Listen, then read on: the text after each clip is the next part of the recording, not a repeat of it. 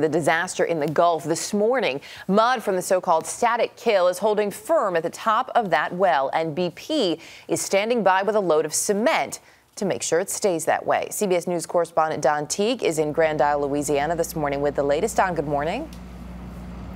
Good morning, Erica. They haven't declared absolute victory over this well yet, but they are on the verge after yesterday's successful static kill, which will now be followed by a permanent seal.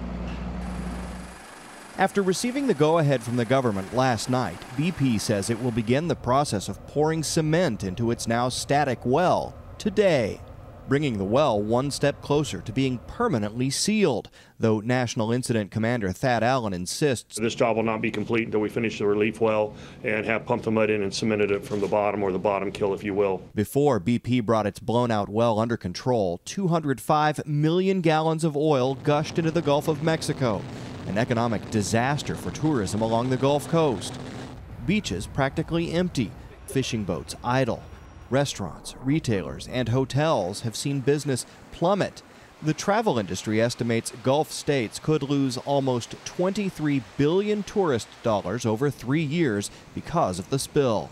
Very much concerned, because if they drag up today and leave today, in 2 weeks, a month from now, it's going to be back here kicking us in the butt again. Government scientists now say the vast majority of the spilled oil has either evaporated, dissipated, or been contained. The 26% that remains in the Gulf is quickly disappearing as well. Still, hard-hit business owners are at best cautiously optimistic. Hopefully it's going to get better every day as it goes by, but the summer's pretty much shot for us. If the oil is cleaned up the way it's supposed to be, I think we'll come back. But it's going to take a little time.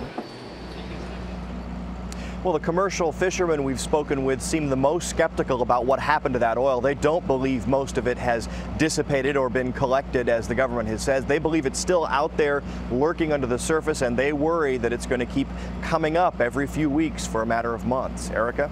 And really understandable to see why they feel that way. Let's talk about this cement for a second. How long is it going to take for this cement process?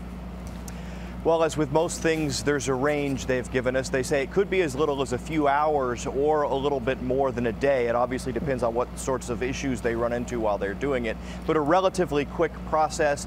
It will still, they tell us, be followed by the relief well in a matter of a week or 10 days to be the final solution to this problem. Erica? Let's hope that it is. CBS's Don Teague joining us from the Gulf Coast again this morning. Thanks.